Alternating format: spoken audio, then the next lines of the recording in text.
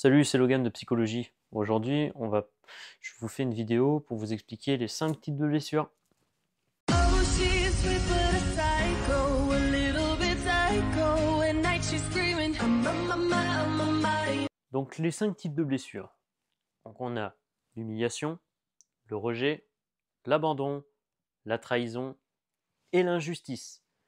Donc, qu'est-ce que c'est que ces blessures? Alors, c'est des blessures qui sont mentales. Mais c'est pas parce qu'elles sont mentales, qu'elles sont donc invisibles, que ce ne sont pas de vraies blessures. Ça reste des blessures du même type que se couper la main. Voilà. Ça reste des blessures internes, qui peuvent être plus ou moins fortes et profondes. Alors, ces blessures, on les appelle aussi des traumas. Je vous invite fortement à suivre la vidéo sur la peur, qui va parler du coup de la peur qui est au centre un petit peu des traumas, qui mènent vers des traumatismes, potentiellement. Donc un trauma, c'est une blessure. Et donc cette blessure peut en découler un traumatisme. Alors, un traumatisme, c'est un changement comme un changement physique. Le fait de se faire couper un membre fait qu'on vit sans ce membre. Voilà. Donc le traumatisme, c'est le fait que je vis sans ce membre. Donc ça peut être ça, ou ça peut être une douleur mentale, un changement d'état physique. Parce que je me suis fait abandonner, du coup je vais abandonner les autres avant de me faire abandonner. Voilà, donc majoritairement, la blessure d'abandon, c'est ça. La blessure d'abandon, donc du coup je l'ai un petit peu abordé, c'est abandonner les autres avant qu'on nous abandonne, parce qu'au final ça nous a blessés, ça nous a tellement choqués qu'au final on ne veut pas subir ce genre de choses. Alors, sur ces blessures, les 5 types de blessures, on peut avoir subi ces blessures-là autour de notre famille, donc autour de nos parents. Nos parents nous inculquent un petit peu le chemin de notre conduite, de notre vie, de notre parcours qu'on va subir. Donc, il faut savoir qu'on ne choisit pas sa famille. Donc, si vous avez eu de la chance avec vos parents, tant mieux pour vous. Mais si vous avez vécu avec des parents toxiques, dommage pour vous, mais c'est comme ça. Il n'y a pas plus ou moins d'autres solutions, d'autres moyens. Et vous allez vivre dans ce monde, dans cet univers, avec ces problèmes. Et il faut faire de la résilience. Alors, je vais vous expliquer aussi ce qu'est la résilience. Donc, la résilience, c'est de la rétrospection, c'est-à-dire qu'on va pardonner, faire le deuil de toutes ces blessures, en prendre conscience et se dire, je ne me complais pas là-dedans. Et se dire, ok, j'ai accepté d'avoir subi cette blessure. Parce qu'on fait tous des erreurs. L'erreur est humaine. L'erreur est humaine. Et comme je vous ai dit, on fait tous des erreurs et on a tous le droit de subir des choses.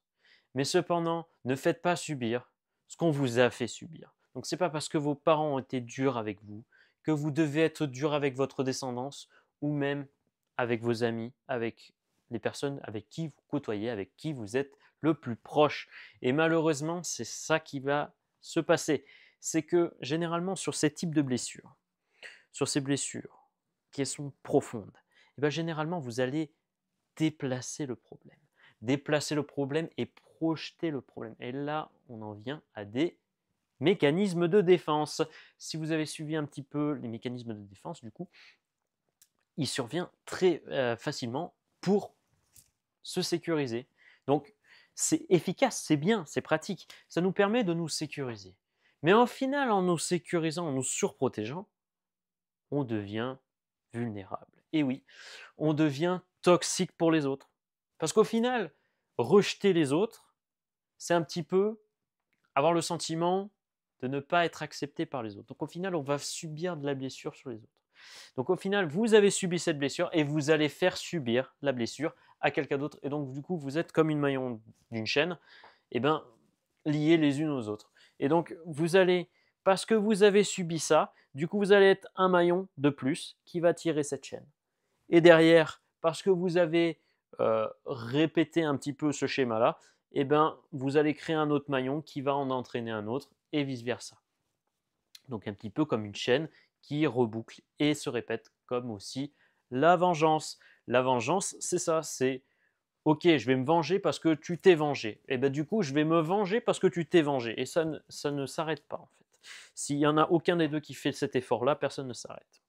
Donc voilà, blessure d'abandon, un petit peu tout ce que j'ai résumé, c'est un petit peu ça. La blessure d'humiliation, du coup. La blessure d'humiliation, c'est quand vous avez, par exemple, bah, on va critiquer quelqu'un. Ah, regardez, il est gros, ah, ah, c'est drôle. Voilà. Oui, c'est quand on en parle comme ça paraît ridicule. Mais je vous assure que on le voit quotidiennement, ce genre de truc.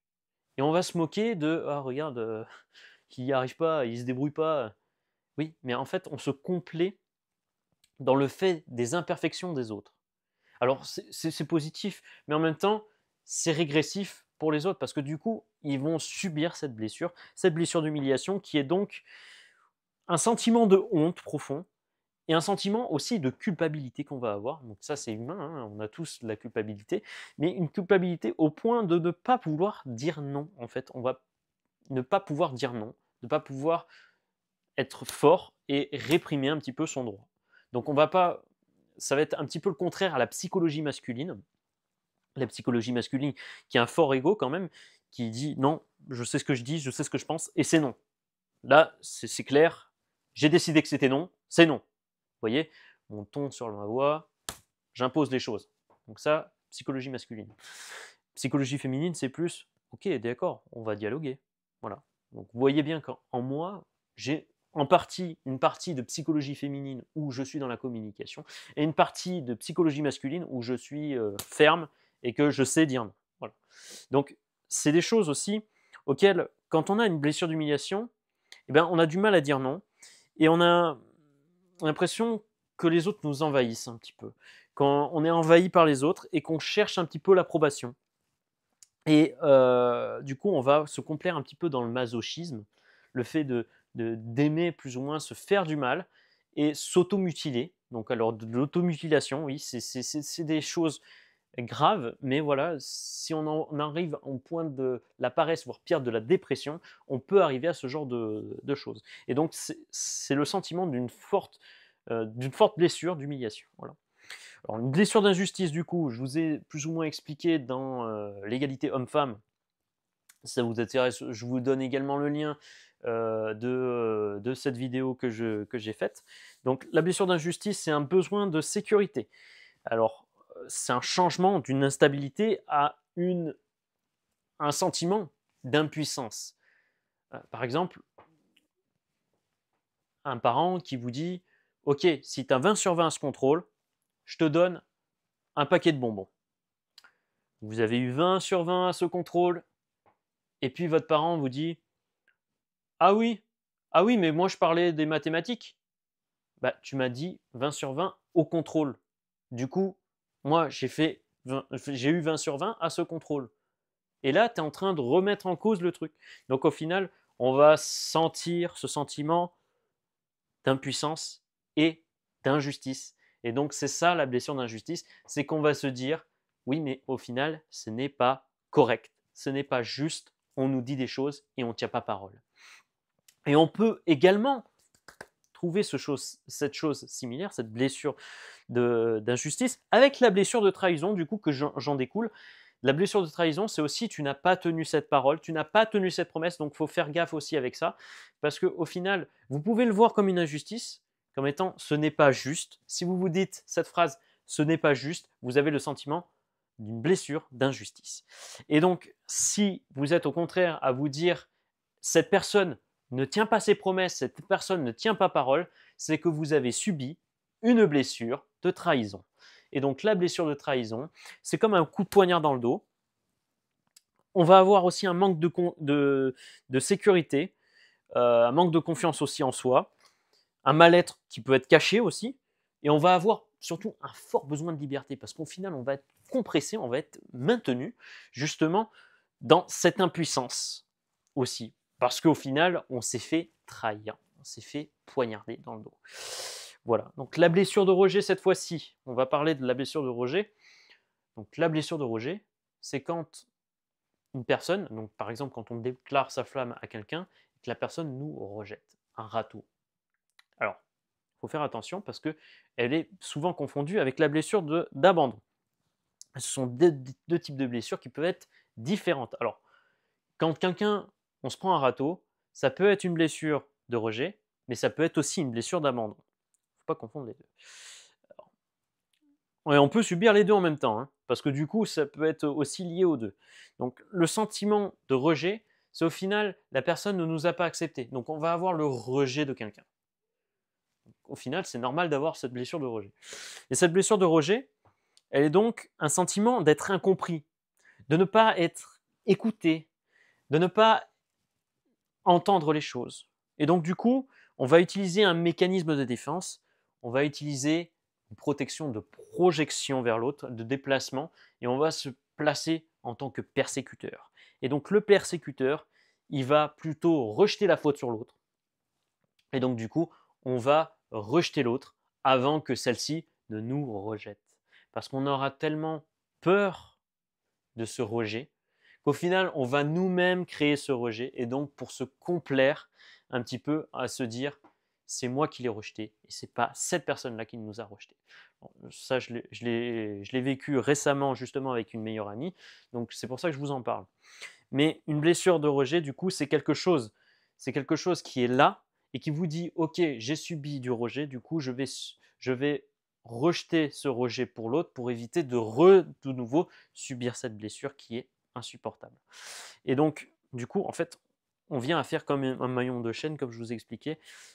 On rejette la faute sur l'autre. Enfin, au final, ça vous fait du mal aussi à vous parce qu'au final, vous avez toujours ce sentiment de rejet. Et comme je vous ai dit, les émotions, en fait, les émotions, ça ne se contrôle pas, en fait. On ne peut pas contrôler une émotion. Une émotion, il faut qu'elle sorte. Donc, si elle sort pas, on va dire, de manière naturelle, si vous ne l'exprimez pas par vous-même, elle va sortir d'une manière ou d'une autre. Donc, vous pouvez la conserver au fond de vous. Elle va vous détruire de l'intérieur de toute manière. Et elle va monter tellement en puissance au point où ce n'est plus supportable que du coup, elle va sortir. Et au moment où elle va sortir, vous allez être insupportable. Vous allez vous placer dans un triangle dramatique de Cartman et vous allez porter la casquette du persécuteur. Et vous allez persécuter la personne qui vous a fait du mal. Parce que vous considérez ça comme injuste, comme quelqu'un qui peut vous avoir rejeté, comme quelqu'un qui vous a abandonné, comme quelqu'un qui vous a trahi ou comme quelqu'un qui vous a humilié. Donc c'est pour ça que ces blessures-là, c'est des blessures auxquelles on va se trouver dans un triangle de Cartman. C'est-à-dire que cette blessure, on se place en tant que victime. Et en tant que victime, et bien du coup, on cherche l'impuissance, on cherche à se faire soutenir. Et cette victime va devenir du coup persécuteur pour persécuter les autres, pour dire les autres m'ont fait subir des choses qui ne sont pas entendables, qui ne sont pas supportables, du coup je le fais subir aux autres. Et du coup, en découle un troisième protagoniste qui est donc le sauveur et qui va venir sauver les personnes qui sont en détresse, au point de se sacrifier. Donc c'est ça le sauveur. Le sauveur, c'est qu'il est prêt à se sacrifier pour aider les autres. Et sauf que ce sacrifice lui fait du mal. Parce qu'au final, il se sacrifie pour les autres, donc il a l'impression d'en faire plus que les autres. Comme je vous ai dit, on voit plus ce qu'on donne que ce qu'on reçoit. Donc, il y a une mauvaise aussi gestion de l'urgence dans ces types de blessures. Et cette mauvaise gestion de l'urgence fait que notre cerveau va assimiler ça à un choc émotionnel fort, comme un traumatisme en fait. Et ce traumatisme en fait, c'est plus le conscient qui va agir, mais c'est votre inconscient, votre impulsivité. Et donc en fait, quand je vous ai dit justement, on ne contrôle pas ses émotions, mais on les maîtrise, eh bien, si vous avez retenu cette émotion encore et encore et encore et encore, eh bien, du coup, vous avez de l'impulsivité. Et donc, c'est généralement cette colère qui va prendre le dessus, qui va contrôler tout ça et qui vous met en tant que persécuteur à justement contre-attaquer et attaquer les autres. Et en attaquant, il faut savoir que quand on attaque quelqu'un, on s'attaque également soi-même. On ne s'attaque pas sur le moment soi-même, mais on va s'attaquer soi-même plus tard. je vous explique justement un petit peu tout ça. Pourquoi on, on s'en prend à soi-même aussi plus tard? Eh bien, le sentiment de culpabilité, il est humain. Donc, quand vous allez retomber en pression, vous allez vous calmer. Ouh, calme. Voilà. Et bien, quand vous allez vous calmer, et bien, vous allez dire, mais j'étais insupportable. Mais c'est pas possible, je lui ai dit des choses méchantes. J'aurais pas dû lui dire des choses méchantes, je me suis emporté. Mais vous avez en même temps peut-être, si vous avez beaucoup de psychologie masculine, votre ego et votre fierté qui va dire non, je ne vais pas plier à ça. Mais au final, si vous ne pliez pas à ça, bah, c'est un sentiment qui va rester enfermé en vous et qui va encore une fois faire une boule de nerfs, boule d'angoisse, qui va monter, monter, monter et qui va sortir, mais de manière inconsciente et avec un mécanisme de défense. Alors, généralement, c'est la projection et le déplacement qui font que on va en vouloir à l'autre. Voilà, voilà. Donc faites attention à ça, à ne pas tomber dans ce triangle de Cartman, surtout si vous avez les 5 types de blessures ou une d'entre elles, parce que c'est, on va dire, systématique, c'est impulsif, voilà, c'est non contrôlé. Voilà, j'espère que cette vidéo vous aura plu. Je ne suis pas professionnel de santé, je tiens à le préciser. Donc, cette vidéo est là pour vous aider à mieux comprendre, à mieux analyser les choses.